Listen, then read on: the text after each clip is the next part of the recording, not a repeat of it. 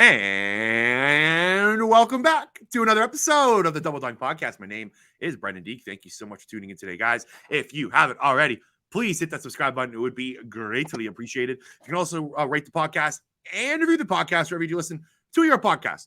It would also be greatly appreciated. Like I said on last episode, I was on vacation. I'm freshly back, ready for NFL training camp, and I'm really excited for today's guest as I am joined by NFL Insider. He's also the host of the Pull Up Pod with CJ McCollum. You can also find him on the Game Day NFL. You can find him a bunch of places. You know his name. Jordan Schultz is with me. Jordan, how are we doing? Brandon, it's great to be on. I appreciate you. Yeah, man. Thanks for coming on. Greatly appreciate it. So I only got you for 20, 25 minutes, so we're going to just jump right into things. I know you kind of are a jack of all trades. We're going to focus on football here as NFL training camp practices opened up today. I know you saw some practice videos going on your timelines like I did. Smiles across faces all over North America. But let's just jump into kind of the big news that kind of happened yesterday. What do you make of Julio Jones signing with the Tampa Bay Buccaneers? Yeah, I love this move. And I had heard some rumblings that Tampa was interested. I wasn't really sure they would pull the trigger. But if you think about how he'll fit in perfectly. Is he still that true XYZ, whatever you need him to be guy that he was 7 years ago when he was best in the league? He's not that guy anymore. But he's still a very good player when he's healthy, and he won't be asked to do what he was asked in Tennessee before he got hurt. You know, they bring in Russell Gage. They obviously have Mike Evans. Godwin's coming back from injury. Scotty Miller's there. Jalen Darden. Tyler Johnson. They have a loaded wide receiver room. Plus, they draft Cade Otton out of Washington, who they love. Cameron Brate. They signed Kyle Rudolph. I mean, how many weapons does a 45-year-old, soon-to-be 45-year-old Tom Brady need? So, to me, it's the perfect fit, especially when you get into those later weeks, let's say week 10 on the second half of the season, where you need guys to come up with big plays. You want to find someone like Julio Jones. It's a massive coup for this offense.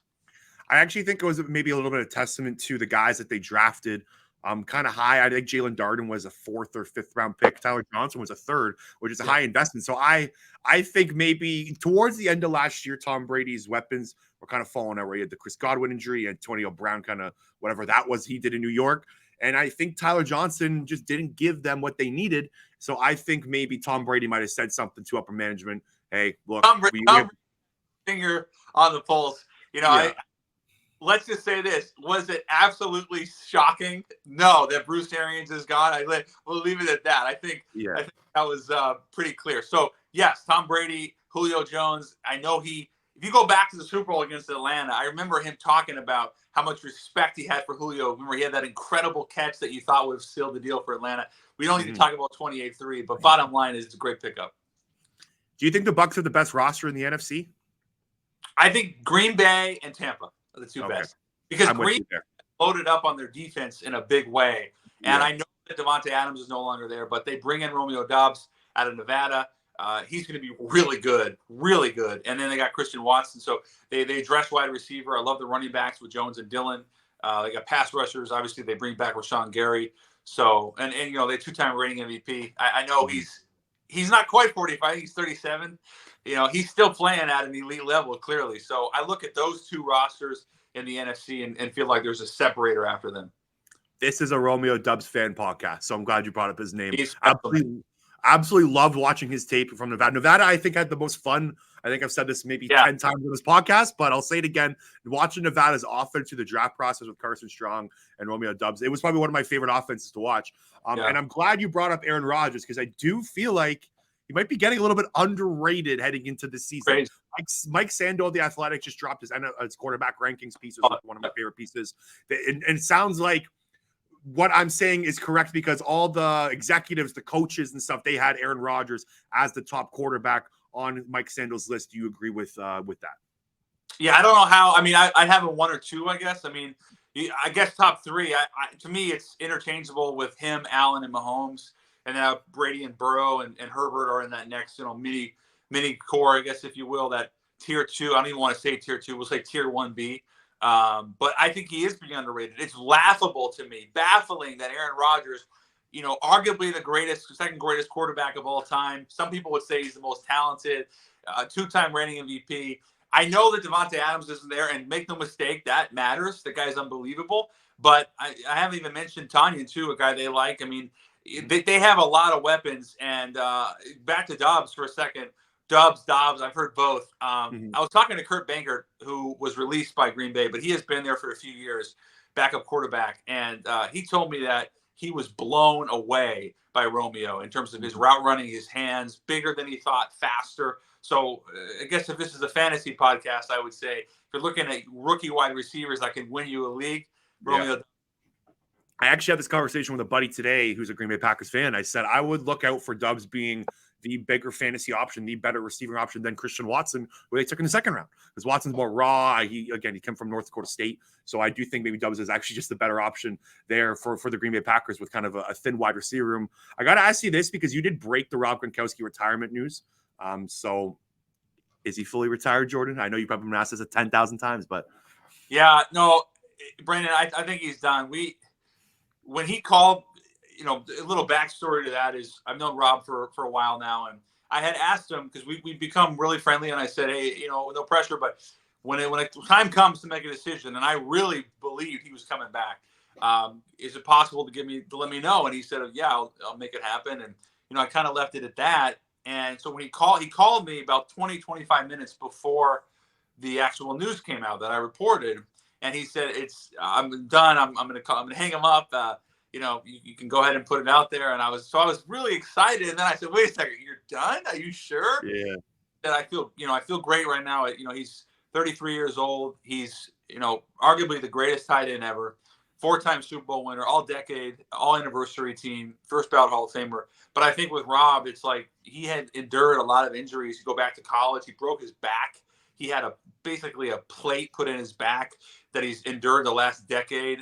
He's obviously had multiple injuries. He retired and unretired. I just think he's super settled right now on investing.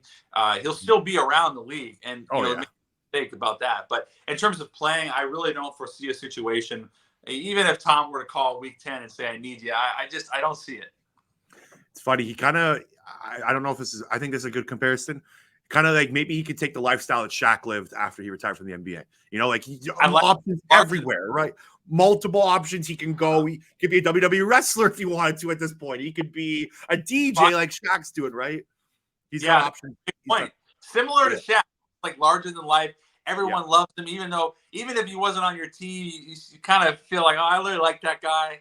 Great personality. I mean, Rob is such a great guy. I don't think people know like how genuine of a dude he is. He did something really cool where he went to Petco or PetSmart, and he basically said, whoever's in the store, I'm just going to buy you everything you want. Ended up being one guy. He spent like $1,000 on animal supplies.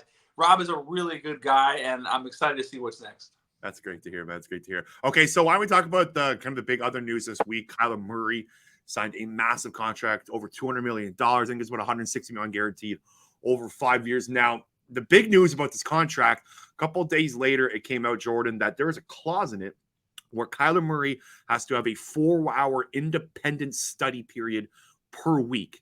This is not something I've ever heard of. Is this something that you've ever heard of integrated into a contract? No? No, I've never heard of it, especially for a quarterback. I mean, obviously, when it comes to K1, there's two ways to look at what they did. One is he hasn't proven in the playoffs. He threw the 2 picks, the pick 6. He's been immature. Fine. The other side is he's one of the most electric players in the league. He's barely 25 years old, 24 years old. He's a remarkable player.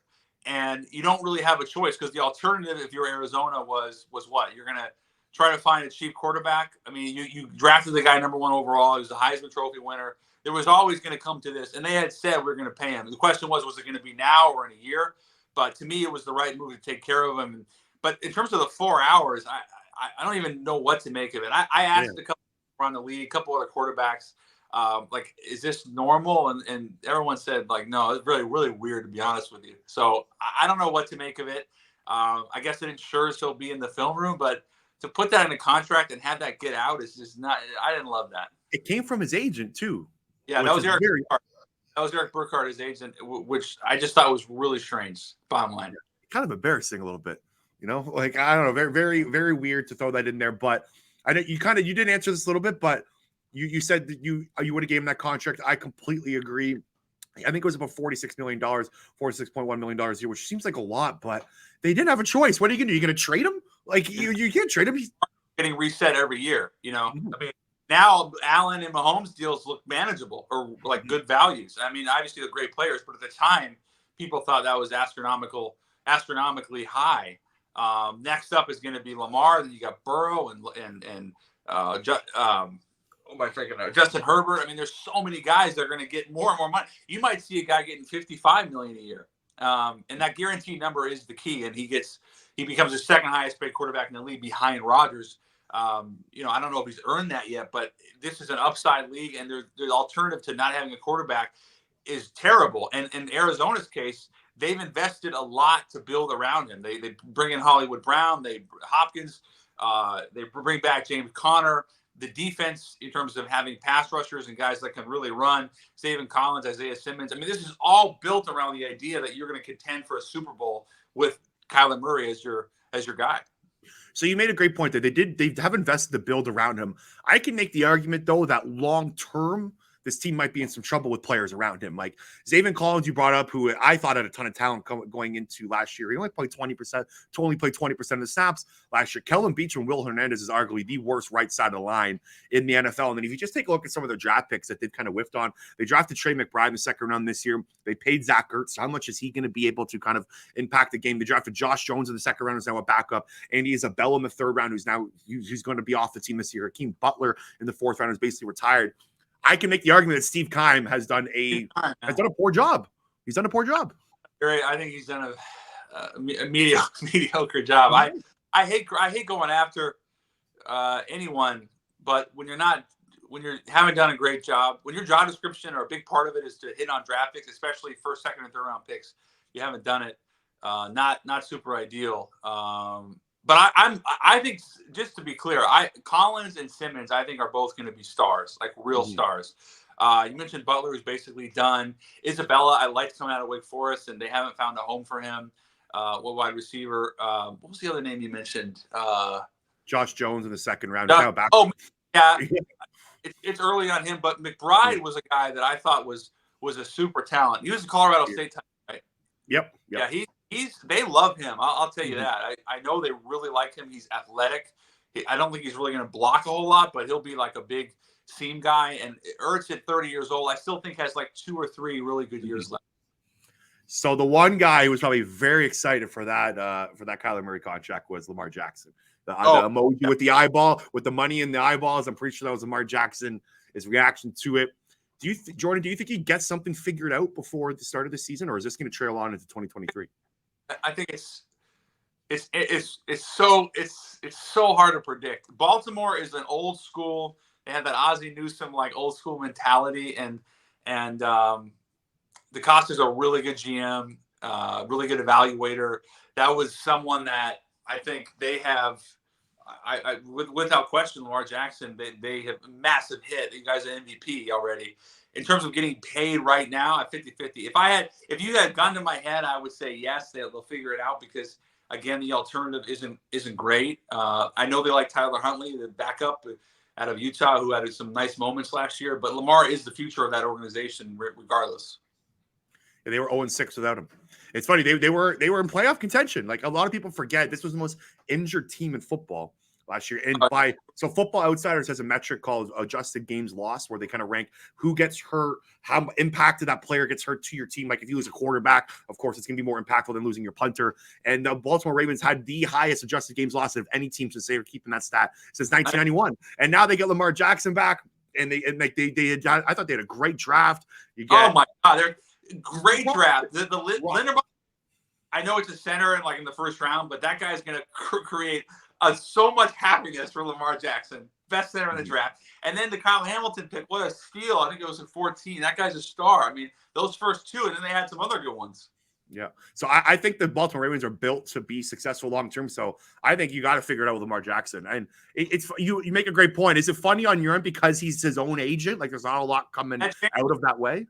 Yeah, that impacts the way that, well, it impacts a lot. For one, it impacts the information that gets out for 2 reasons. One, Baltimore is notoriously tight-lipped with media. Secondly, when you don't have an agent, you don't have any leaks. So your information is, at best, is like third hand. You know, when I'm asking around, it's like everyone kind of has the same information. It's like You want to believe that something's going to get done, or at least that you're gonna hear something definitive. It's not going to happen, but you want to have something definitive.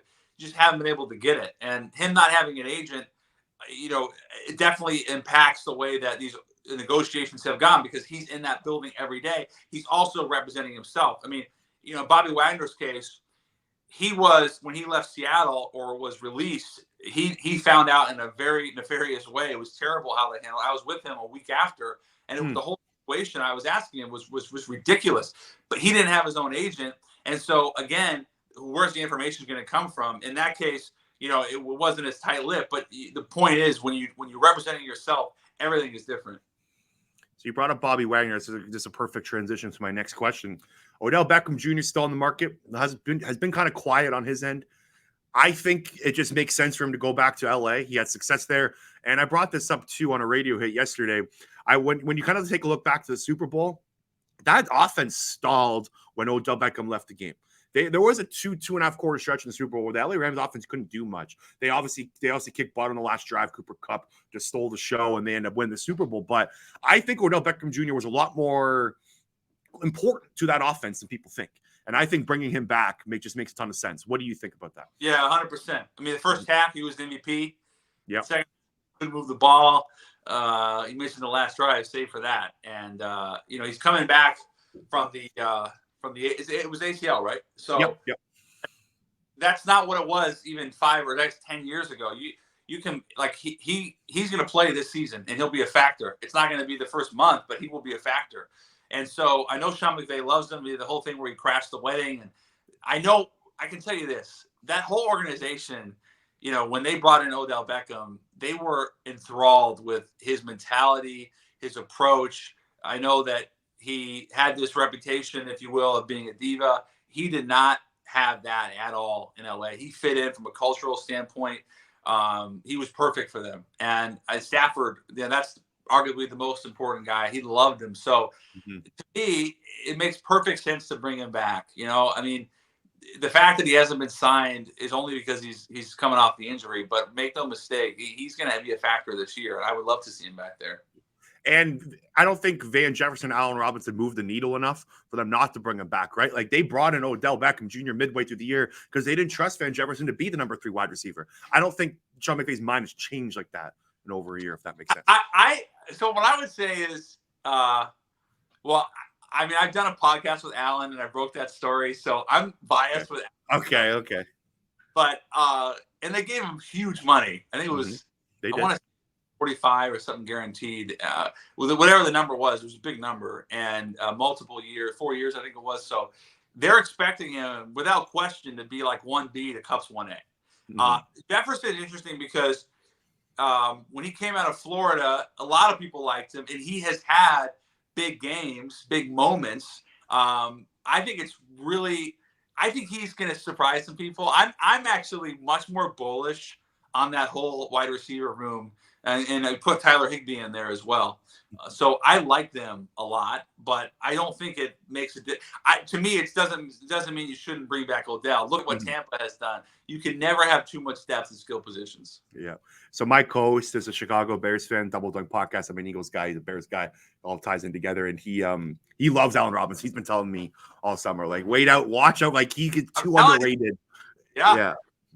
Allen's just a consummate pro, and it's unfortunate that things went so sour in Chicago, and I blame Ryan Pace for a lot of that.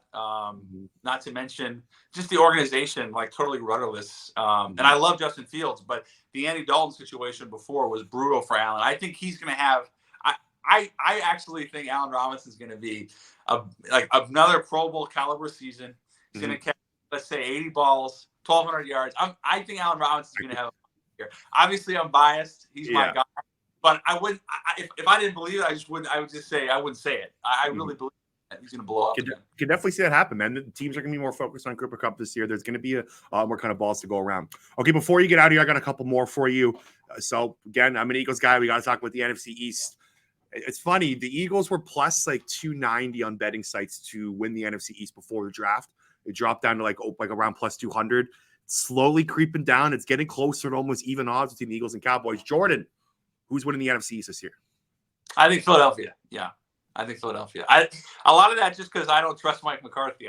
He's going to lose you 2 or 3 games. And the NFC East every year is so tight. I mean, first of all, I think Washington will be better, but I think the Giants will take a big step or a considerable step. I believe that, having Mike Kafka for Daniel Jones as well as Brian Daboll. I really believe that. And Saquon and Tony are both going to have big years. We can book that, okay?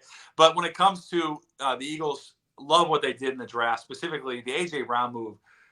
Nobody saw that coming because talking about tight lips, that basically what happened with that is if there was a leak, it was going to get shut down. So nobody said anything. And then it just bombshell on draft night that they get A.J. Brown, who was, to me, a top 10 wide receiver. So awesome move. And you pair him with Devontae Smith, and I love the dichotomy. A.J. Brown, this physical presence who can line up and go over the middle and block and just beat guys up. And then you have Devontae Smith, this like incredible, electric, dynamic guy. That's an awesome combination. Goddard, I think, is going to have a huge year.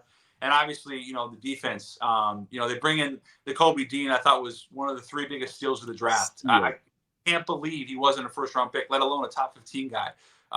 It's just baffling to me. So I love what they did in the draft. And I think Philadelphia is really primed with Jalen Hurts to have a huge year. You made a great point that the NFC East is going to be better as a whole in general, because the Dallas Cowboys were 6-0 against the NFC East last year.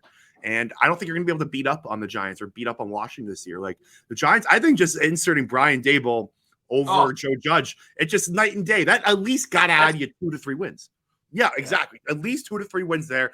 And look, Carson Wentz, he gets a lot. He gets hate where I'm from, or the virtual worlds I'm in Philadelphia area. But look, he's an upgrade from Taylor Heineke. We can't argue that. He's going to be better at quarterback than Taylor Heineke was. I just think Washington and the New York Giants are not going to be laughingstocks. They're going to be tougher to beat. Dallas arguably got worse as a roster and as a team in general. You lost Amari Cooper. You lost Randy Gregory. You didn't really do a good job of fixing those holes. I can see Dallas being 8-9, 9-8, maybe, and on the outside of the playoffs looking in. Dallas is like every year one of the 3 teams that you feel like could go one of 2 different directions. You feel like they could win 12 games. They could win 7 games. It's so hard for me to predict with them, in large part because of Mike McCarthy, who I mentioned earlier. I never trust Mike McCarthy teams, going back to all those issues he's had in late games with Green Bay. And then in terms of, keeping Dak upright and healthy, the offensive line is going to be good. I think it'll be better. They drafted the kid Tyler Smith. Was it Tyler Smith? Tyler Smith, yep. Yeah. They liked him a lot, and he's going to be a factor. But in terms of, is it going to be Zeke or Pollard? Are they going to commit to Pollard finally? Is that going to be 50-50? Defensively, do they have help for Trayvon Diggs? Listen, I think Dallas can be a good team. Are they a contender, a legit contender? I don't think so. And I think Philadelphia, from top to bottom, especially let's say those, at the premium positions, has an advantage. One more thing I'll say is, it's a lot of pressure on CeeDee Lamb, who I love, but it's a lot of pressure, and is Michael Gallup a legit number 2 guy? I don't know the answer to that. Yeah. Tons of question marks in Dallas. All right, Jordan, before we get out of here, one more question. Going to put you on the spot. I know it's end of July, still got tons of time, but it's coming. Jordan, who is representing the NFC in the Super Bowl? Who's representing the AFC, and who will be the Super Bowl champion? Okay, so I just want to preface this by saying 2 things. One, it is July. So nothing I say now matters. And then second, last year, because I only talk about when I'm right, I did say the Rams over the Bills in the Super Bowl, which was close, obviously. So with that in mind, I'm going to go Chiefs over Packers in the Super Bowl. That's my pick. I think Patrick Mahomes is going to throw 46 to 50 touchdowns and shut everyone up. No Tyreek Hill, no problem. And in terms of Green Bay, I think I mentioned they're completely retooled defensively, or at least big-time upgrades across the board. They take care of Jai Alexander, and I think those receivers, we didn't mention Lazard either. We're going to be very good for them. I know they lost MVS to Kansas City, but hey, I got Kansas City in the AFC. So Chiefs and Packers for the big one. I like it. That actually might be mine. So I got Bills and Chiefs. I think those are the 2 best teams in the AFC. It's a bloodbath in the AFC, but I think those 2 are the best. The Ravens really. By the way, I'm now too far for them because like I said, I think they're going to be really improved, but that's a little too far. Yeah, no, I picked the Ravens last 2 years. I have to get off the Ravens train. I pick them 3 years in a row. It's got to stop. But yeah, and I think that we brought up earlier Packers and Bucs. I think I have the clear 2 best rosters in the NFC. I just haven't figured out who I'm going to pick there. But Jordan, thanks so much for doing this, man. Really appreciate it. Before you go, why don't you just plug in anything you got working on? Anything you want to take a look at? Thanks, man. Yeah, I mean, I got my Twitter, Schultz_report, Instagram, Jordan Schultz. I am on TikTok now. I don't know. Are you on there, man? I am. Yeah, I was actually going through your videos last night, watching them. Yeah. Like exactly what I'm doing on that app, but I just got on there. So I'm trying to get with the younger generation. I'm 36 now. I'm getting up there. Jordan, man, thanks so much for doing this, and we'll stay in touch. We'll talk later. Brandon, appreciate you, man.